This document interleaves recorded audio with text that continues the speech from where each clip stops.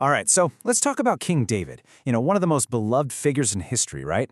But his final words, they weren't about peace or blessings, not at all. It was basically a cold-blooded hit list for his son. So the question is, what was this? Was it just an old man settling scores? Or was it something much, much smarter? And to really get our heads around what David was doing, we actually need to take a detour. Believe it or not, we're heading to 14th century China. There's a story there about another ruler who faced this exact same problem. And it's the perfect lens to see what's really going on. Yeah, we're talking about Emperor Zhu Yuanzhang. He's the guy who founded the Ming Dynasty. And look, he was a genius, but also completely ruthless. And he had this huge problem. His heir, the guy who was going to take over, was a good kid, a kind, gentle soul. And the emperor was terrified he was just too soft to handle a court full of sharks. So, to drive this point home, the emperor does something pretty dramatic. He hands his son a stick covered in sharp thorns. And of course, the prince can't grab it, right? He pulls his hand back. So the emperor takes the stick, and one by one, he just slices off every single thorn. But here's the thing. Those thorns, they weren't just bits of wood. Oh no, they were something way more dangerous. You guessed it. Those thorns, they were people. The emperor basically decided to become the villain. He launched this massive, brutal purge, wiping out anyone and everyone in the court who he thought might challenge his son. He was soaking up all the darkness, right? Taking the blame, paying the political price himself so that his successor could walk in and have a peaceful, stable kingdom. It is a chilling strategy, but you're about to see a striking parallel back in ancient Israel. Okay, so let's jump back to ancient Israel. Keep that story of the emperor and the thorns in your mind because it is the absolute key to understanding the final and frankly shocking act of King David. So, just like that emperor, David is staring down the classic founder's dilemma. He's built this incredible kingdom mostly through war and clever politics, right? But his son Solomon is about to inherit a court that is still packed with powerful, dangerous people. So how does he make sure the whole thing doesn't just fall apart the second he's gone? I mean, think about how we remember David. He's one of history's greatest heroes, right?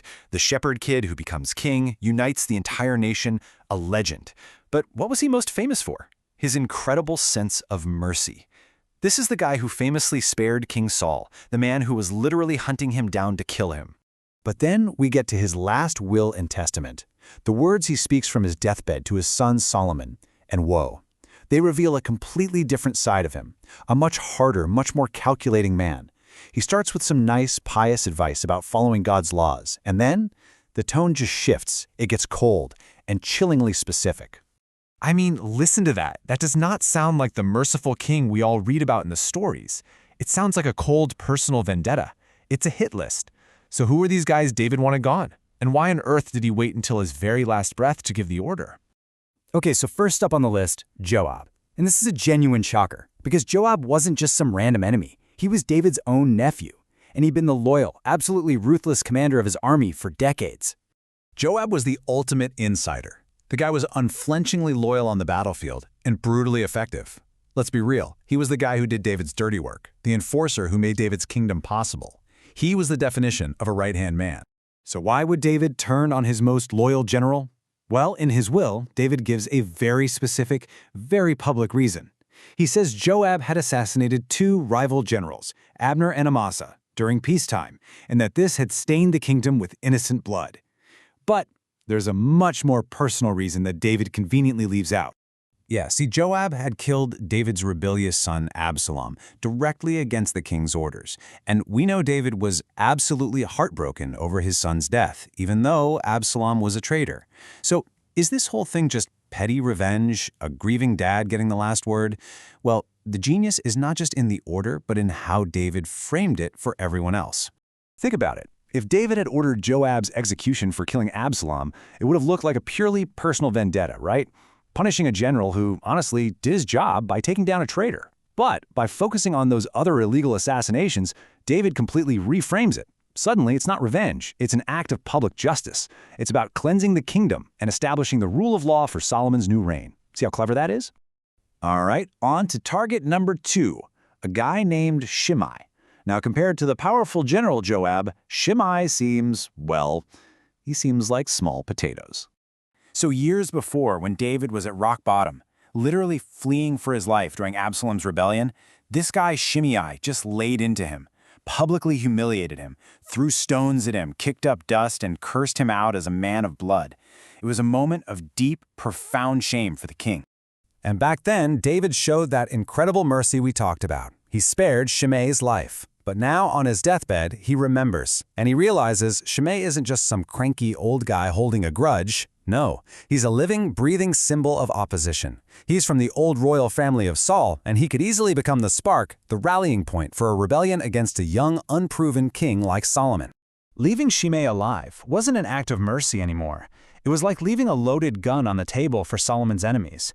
Shimei wasn't a personal insult. He was a political thorn, and he had to be removed. And this right here reveals the full, brutal brilliance of David's final strategy.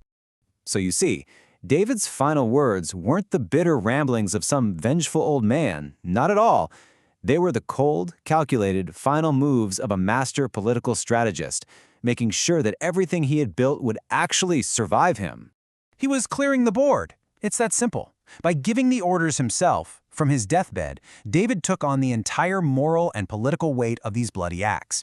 He was playing the villain, one last time, so that his son wouldn't have to start his own reign with blood on his hands.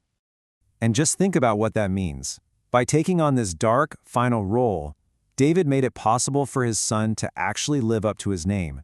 The name Solomon comes from the Hebrew root shalom, which, as you probably know, means peace. David paid the price in blood so Solomon could rule in peace.